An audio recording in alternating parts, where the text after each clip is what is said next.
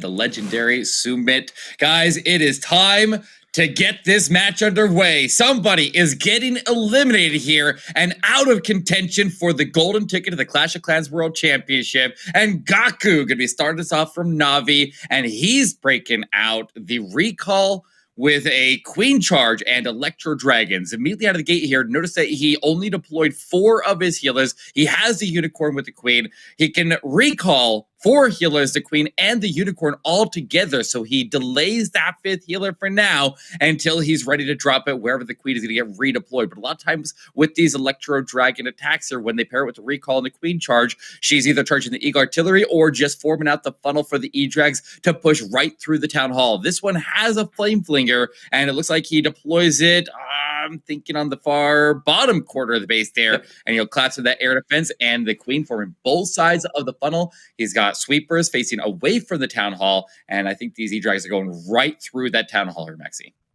Yes, that's exactly what I think too. A strategy actually that we have seen sometimes played exactly like this, with the Queen taking care of both of the flanks next to the Town Hall, but sometimes also from other directions like the bottom. But this time GAKU chose the Flame Flinger. But now it's all about how these E-Dragons can get into the Town Hall. Beautiful rage there on the Queen to keep her alive. Now we can worry about a perfectly timed Warden ability. There it goes. Protects these Electro Dragons from the devastating Town Hall damage, yet they're staying in the Town Hall poison, so they have to move through them rather quickly. But Eric, he still has a King and a Royal Champion to deploy, and I think he's not looking too bad here. Exactly, and also on top of that, he has not had any defensive CC troops come out of there, so he's got one E-Drag left. The Ward is working on it as well. Warden, take that Town Hall down. He's down to a sliver of HP. He takes it, and whatever troops were inside will go down with it that did not deploy, and now you can have that extra poison for the backside of the base. And on top of that, Maxi, he got the Rage Tower pre-triggered, and so now as everybody else makes the approach in there, he's got the King and Rochamp become the top. Flame Flinger can support the Queen down south, who can pop her building, get through the defensive King, and that clears the way for the World Champion. This is looking really, really good here for GAKU. Yes, I think it's looking good as well, but I mean, it's not a safe 3-star at this point, in my opinion. This Electro Dragon can still go down to the... he's got the Diggy, okay. I was worrying about the Royal Champion being taken out by the Warden here, but the Diggy stuns it, and then he should have enough for sure. Even though the time is running low, yeah, here we can see him celebrating down there, and finally he has done it. I think that GAKU didn't manage to triple so far for his team, also getting the low percent 2-star in one of their attacks. It's always high pressure, Eric. You're completely right. I mean, I can tell that you're a fan of NAVI, as you said yesterday. You really know them inside and out, and I really hope that we will see some more of the creative attacks that KLAUS usually does in the end. But for now, we're going to take a look at GOHIL's attack, and he is bringing the Super Dragons, Eric. I think we've seen it once yesterday as well, a mass Super Dragon attack, and he's combining it here with the Zap spells. So what is he going to do with the Zap spells? I mean, we don't know which buildings he's going to take out. There it goes, the Eagle and the Monolith, Eric. That is some high-end value there. Very much, and getting the artillery down very early, since you're typically trying to put these dragons in a big clump so they can have their strength in numbers. You want to get that Eagle artillery down nice and early, so the lightning is a big investment there, but it is a valuable investment. And if he's able to, like you saw the Rocket Blue Stick at the bottom air defense, the Queen will take it the top one, and it is very, very similar to what we just saw out of GAKU, but with a much lighter back end of the base, with the heroes all three stacked on the Town Hall side of the base, rather than the other side. If you get them out of the way early and get these Super Dragons pushed all the way through, coming in behind the sweepers, and if they destroy the CC, which we see a couple of archers coming out of now, and take out whatever troops are inside, prevent the heroes from having to engage them, he can easily sweep the back end of the base with the Royal Champion when she gets there, and there's the Town Hall takedown. Lava Hound, it does come out. That's going to stall things up here a bit. It is, exactly, and he also needed to invest a lot of free spells, and look at those multi-infernos, both being covered by the invisibility spell tower, so both of the Electro Dragons and the Warden going to the outside, not taking care of these defenses inside of the base. And what I noticed yesterday is that the Super Dragons actually, under Rage, can take out the Town Hall in one blow. I don't know how many it were, like 3 or 4 of them being on the Town Hall at the same time. They can take it out without the invisibility spell being triggered in time. So usually an attacker going in with the Super Dragons can even save a spell going into the Town Hall with the Super Dragons. This time though, this is not working out for GOHIL yet. Had to invest loads of spells, and still this multi-inferno is up. And Eric, we have to wait and see. The battle drill here is a very nice addition to the plan, going right into that scatter shot, but I'm worried that the Royal Champion might not have enough to finish his base off. RC ability, and he's also lacking on cleanup here as well. Definitely needs some of the dragons to survive and any additional cleanup troops to survive as well, but there's very, very little. A couple archers and a goblin drop on the right side of the base, and the Royal Champion and the battle drill both have a ability to stun, but with the Royal Champion going down, the battle drill will keep on moving as far as it can, and even if he can clear out the rest of the defenses, he's not going to have enough time to finish it, so he just needs to get the percentage up as high as he can. There was a little bit of a delay. It looked like he was maybe unsure that he got the value that he needed out of the dragons, that he had to stop and reevaluate for a few minutes, or for at least a few seconds there. Not minutes, that would be too much. But he is an 83% here for GOHIL. We will shortly be seeing his attack. There it goes. Look at this. Eagle eyes here from Eat Maxi for you guys. And it is BERNAUL now coming in with the Flame Flinger at the bottom side, and it will be a Queen Charge Lalo, Eric. A beautiful attack that that is BERNAUL's favorite, in fact. Yeah, usually I think I've only really ever seen BERNAUL come in with anything other than a Queen Charge a very, very few select times. But this is his attack of choice here, and he will be sending this Queen directly at the Town Hall. Now, look at the Town Hall area. We have Expos on both sides. We have the Mono right ahead. We have S popping with the ground skellies here stalling him up. But notice how he was able to take some of the damage off of the Queen right on the initial drop there by dropping a skeleton spell to keep the Monolith at bay until he was able to clear out some of the other defenses around it, reduce that damage. He even sends in, was that a Headhunter or a Wall Breaker that was able to go forward? I think it was a Wall Breaker, actually, that traveled forward to try to hold the CC and lure traps out in front of the Queen. He does not want to hit a Tornado Trap as he approaches that Town Hall, because a lot of times that can end up pulling the healers into the Town Hall range and could obviously cause a lot of problems. But he still has to deal with that Invisibility Tower. He goes ahead and freezes it so it doesn't make the Town Hall disappear on him, and he will take it out before it expires. And the last strike triggers that Invisibility Tower, so he can now move into it afterwards. Expos down, and he can make his way. Oh, doesn't go to the Expos, but he goes right into these Infernos, and here comes to CC. Yeah, very well done. At the same time, starting King and Royal Champion on the left side, making their way into the scatter shot. It was very important that he didn't use the Queen ability earlier or make the Queen invisible, so this ground Expo at the bottom side would not retarget onto the Flame Flinger. So now this Flame Flinger is making its way into the scatter shot, and that would pose a big threat to his Lalo that he has started from the top side going into the Eagle Artillery. And there's really only basically 2 compartments that he needs to get through. As the Warden is staying back, he uses the Warden ability just in time before the balloons get out of reach. Also putting down an invisibility spell on the Royal Champion, and we see him pumping his fist and celebrating at the bottom side. Eric, that is an overkill. So many balloons still up in the air. Oh my god, did you see how many red air bombs were going off while he's under that ward ability? I saw the sky turn red with red air bombs, and he just kept marching through them. The ward ability absorbed every single one of them. No blues were taking damage. This is for them, helping them test. He's their base builder, and he does a fantastic job with that, and they definitely come prepared to everything. You know what, even if they end up having to use some of those bases later on, if they don't use them, they play in so many tournaments, they'll find a use for them, you know? All right, well, DRAGO actually hits a black air bomb with the blimp, and it falls on the outside of the base. Super Wizards inside. This is a really, really unfortunate start here as the Super Wizards dump into the trash on the outside, and he's just gonna have to make do with that. He has all those extra invisibilities, and maybe he can, at a minimum, use the buildings that were cleared by those Super Wizards and instead go in and use it as a funnel to drive the Queen in, and we'll see if she can get the value that the Super Wizards were supposed to use by utilizing all of these invisibilities. He'll use the first one to direct her into the base. She is walking in, go in, Queen goes invisible again. She has her ability. Come on, this is okay. He's just reallocating resources after the blimp falls short, and he's picking up that area of the base there anyways, Maxi. Yeah, and that was the best thing he could actually do, and he was doing great. I mean, it was a very good adjustment on the fly there to go with the invisibility spells, both on the Queen and on the Royal Champion at the same time. But still, Eric, you can see that he would have wanted to get even more value down there in the scatter shot compartment. Unfortunately, we were still talking about the base preparation of Navi when the attack started. I actually missed how this blimp only got until like the air defense. I feel like it dropped right onto this air defense. I don't know. Maybe he used a hound, but there were 4 seeking air mines because they were expecting this entry. I actually didn't see it. Maybe you can let us know in chat wherever you guys are watching how this blimp ended up to open so early. Or did you see it, Eric? Oh, I saw it. It got hit by black mines. He tried to redirect it with he put in a hound first. And I want to talk about the opener first of all, because it was a good idea. He put in the Lava Hound to go to the air defense that the blimp was going to go to.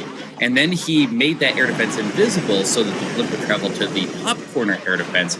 And it was supposed to clear the way of traps, but it left a trap behind. It missed a black air bomb, and the blimp found that black air bomb instead. So he put in a lot of resources to try to clear the way for that blimp. Obviously, that didn't work, and he's left hanging with almost unrecoverable attack there after you miss that much value out of the Blizzard. You just need basically one more triple. They have low percent and whatever. But yeah, let's see how it will play out now as Stars is coming in, Eric, and he brought Clone Spell. Well, this is the same army that Stars had the 1-star with yesterday that ultimately they were able to recover from in their war against Chazmac EA, but Stars is going to be sending in this blimp down by the Town Hall, lands right inside of that small void space, will make his what is it? What's inside? Is it Super Archers? Okay, he clones the Super Archers next to the Town Hall, but I feel like they're too close to the Town Hall, which means they're probably going to end up taking the blast, but he'll take the Monolith out through the strikes at the Town Hall, and he'll actually keep on working. He's got a couple of Super Archers that stayed inside of the channel there, and they'll pick up one more of these ground expos.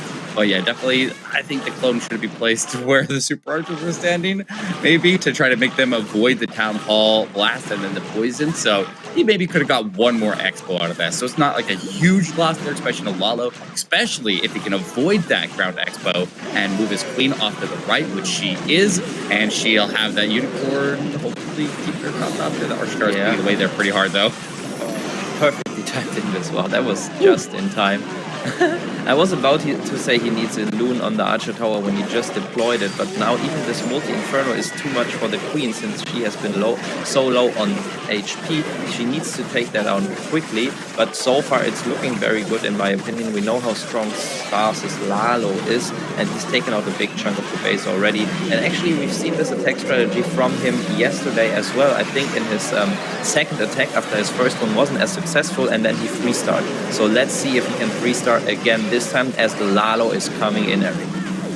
Got the Headhunters crossing through on the ward ability. He is popping the ward ability to make sure the Headhunters stay protected. They'll get the defensive Queen out of the way there. Also, at the same time, protecting the balloons to stay march their way through that defensive area with the Rage Tower, and now into the Multi-Inferno we go. He's got balloons and Baby Dragon from the outside, trying to redirect the main pack to go through, but the World Champion is the only one who takes the turn, and she'll step right in. She'll get the multi down, and that actually worked out great for him because the rest of the pack was able to avoid the damage on the approach. The World Champion goes down, but the balloons can carry it from here. It's another triple, and Navi is absolutely unleashing here, Maxi.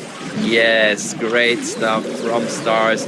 I was still waiting to call it because there could have been so many traps, but now, since the big groups of balloons in the center survived, they can just overpower the back-end defenses, and there we go.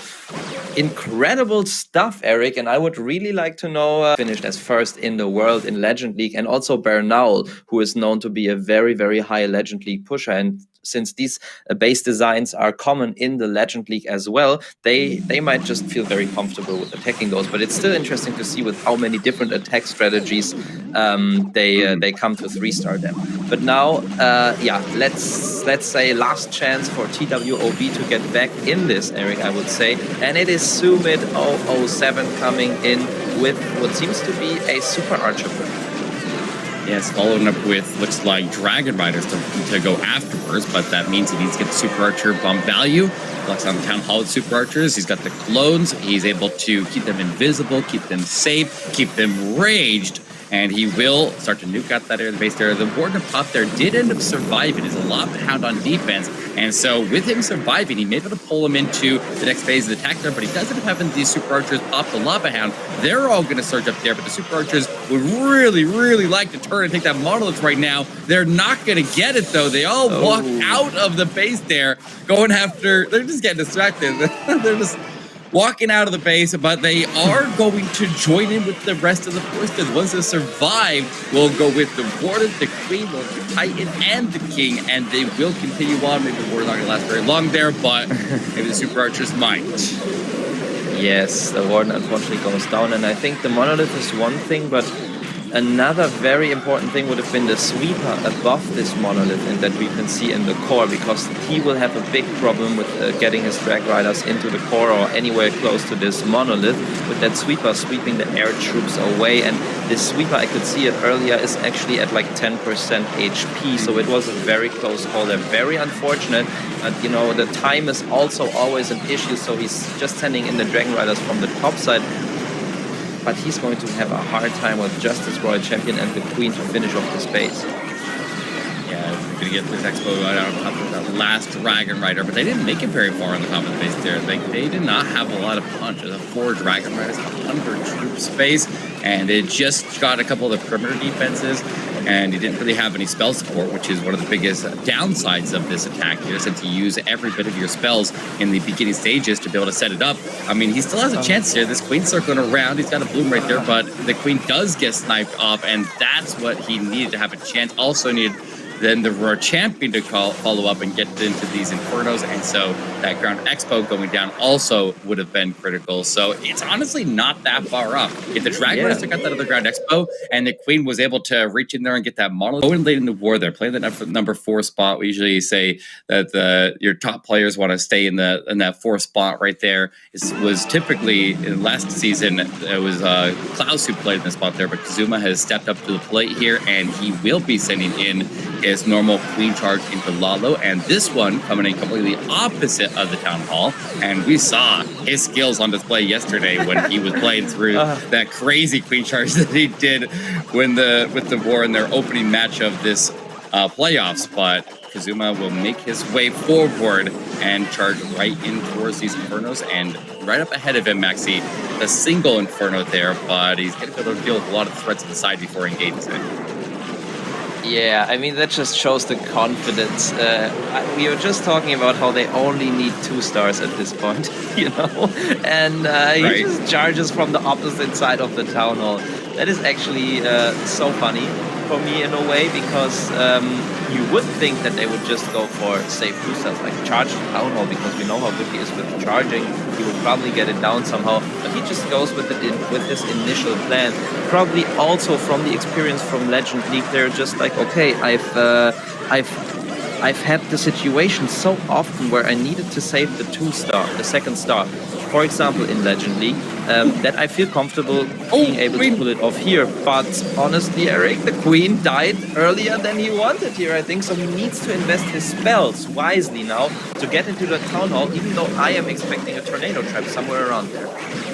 He didn't go off yet here, so he's still got the CC chasing down his Royal Champion right there, but she's getting through that scatter shot. I'm not too worried about that. I'm more worried about whether he can get the Town Hall down, because if he doesn't get it, then Sword could swing. He's got the Tornado Trap right there, but it's holding the Hound in a tanking position. The blue step in. Okay, I think he's got it under control. Rage up, Warden through, and he still has a chance that he can still even triple this. The Royal Champion surges through. She has the healers. He goes invisible to keep her and the blues protected. protected. He's got boots on the outside of the base, and that Roar Champion making a beeline charge right towards the scatter shot. It looks like she's down now. Okay, I was getting too excited about the Roar Champion, but that's okay. He's still got so much force moving here. He still has a chance to get the scatter shot down and triple this match. So impressive. Yeah, we were worrying about the second star there, but as his balloons are finishing the last couple of defenses, especially that fearsome scatter shot, we can already see that this is going to be the next 3-star with 30 seconds on the clock, Eric. Wow, impressive stuff there. And you can... You know, maybe that was the relaxation, the comfort we were talking about earlier, but in a good way, you know. Right. He didn't take it too easy. He was just so relaxed. He knew, okay, I can do this. Yeah. Probably a hot day over where BERNAUL lives. But it's so cool to see, to have some insight about the circumstances under which these players are playing. But you're definitely right. Thank you so much for already jinxing the perfect war. I just hope that KLAUS can overcome it in his attack. But yeah, first of all, let's watch AIJAZ here as he comes into... yeah, I don't know. Like at this point, it's about honor. It's about getting out of the competition with a you know, a good attack. In my point of view, because even though if he triples, they will have a 3-star differential. So at this point, it seems basically impossible for them to still come back from their performance so far. Right. Well, he ended up making a small mistake there with the blimp. He did not pick it with the portability, but the blimp luckily does not hit any traps on the way to Town Hall. He's able to arrive in there. He secures the Town Hall takedown, clears some traps, gets the tornado trap out of the way there, and the Electro Dragons will continue to chain through the middle of the base there. If they stay in the middle of the base there, if they go after the storages on the right side, he's going to be in trouble here. They need to move forward, and they're going for the side. Oh man, there was a big gap right there. I wasn't sure where they were going to go, but they definitely need to go and destroy that monolith. Otherwise, the rest of the group would have no chance of pulling through. And I don't know if he got the CC pull yet or not. Either way, he's in a tough spot here, and it's just another big blow here to TWOB. They're struggling more. Warden might get the Eagle Artillery, that is nice, but you can see, you said it just a second ago, he didn't pull the CC yet, and this makes for the Royal Champion to pull it. Honestly, I think if he sent the Royal Champion from the bottom side where this E-Dragon is, or like on the right side where there's not the King, the Warden might have finished the enemy CC even, like the building, so it wouldn't have come out. But yeah, as you said, at this point, a lot of things went wrong for him. Especially the pathing of the Electro Dragons, not what you want to see when you send him a big force of Electro Dragons. To have all of them circle around the center of the base, where we have all the damage dealing buildings usually in close by to each other. But yeah, we can see him here. This Electro Dragon being stuck on the King, the last troop alive, but he won't get far anymore, Eric. And you end up losing a lot of value to the Royal Champion whenever she has to engage the defensive CC or defensive heroes. So you got to make sure you deal with every single one of them for so long that you don't have a chance to deal with it anymore. But now, Eric, it is time for the last attack for NAVI. They have already got the victory with just 4 attacks. TWOB cannot overcome it anymore. But we will see their finishing attacker, KLAUS, and he will coming with the Zap Lalo. So lightning spells for some key defenses in the base, and then a hero dive followed by a Lalo. Take us through what he's doing, Eric, as soon as he starts. Well, we got 6 lightning here, and 6 lightning is enough to either claim a scatter shot, expo, or I guess Inferno is 5. Monolith is 6 as well, though, so he's probably going after the Monolith. Okay, you'll get both of the sweepers with it. He uses the Warden early with a lot of balloons. He got the defensive queen. It looks like he was able to get some headers in to go after the defensive queen while he had the Warden active. The blimp sails in, will land at the Town Hall. Is it going down? Yep, sneaky goblins are on the Town Hall. That also gets the CC pull. And now we have a big chunk of the base there removed. A hole all the way into the middle from the edge, and with the Town Hall and the Monolith already out of the way, now he's going to be able to get big value from heroes. And we've always seen KLAUS be able to be a master of getting huge value with his heroes here. And he set up very nicely. Now the ground expos and the Eagle Artillery firing down him are a little bit troublesome. Yes, these eagle artillery shots. It's always when you do something like that, something which I really much like, some out-of-the-box attacks or starts of an attack, especially with these. Oh my god, the rage! Especially with these early warden abilities, or like, you know, when they kind of turn around the way it usually works with an attack. Most of the time we see heroes first and then some backend. And in cases like this, when they come in with a like kind of a backend or a split backend, which was the Lalo in this case first, and then the heroes, I always really like to see it. But I feel like at this point he didn't get as much value as he would have wanted. Just imagine if he would have sent, instead of the normal blimp, a super archer blimp. He would also have no spells at this point, but basically the same value. So it's going to be a tough Lalo for him. So let's see what he can do. Possible Lalo. He's got the rage tower with 2 multis, no freezes, no warden. There's literally no way that these blues can make their approach into it. That he's got the ice down there, and yeah, it's looking like it's going to be a defense here. There's no way he's going to be able to push his way through those infernos. There's just not enough troops left on the base here that have enough HP pool to be able to power into those. He'll collapse through all the perimeter defenses and at least get that, but still, you got to hand it to him. I mean, KLAUS had his clutch attacks yesterday when he got his team this far in the tournament, but today he's going to fall a bit short.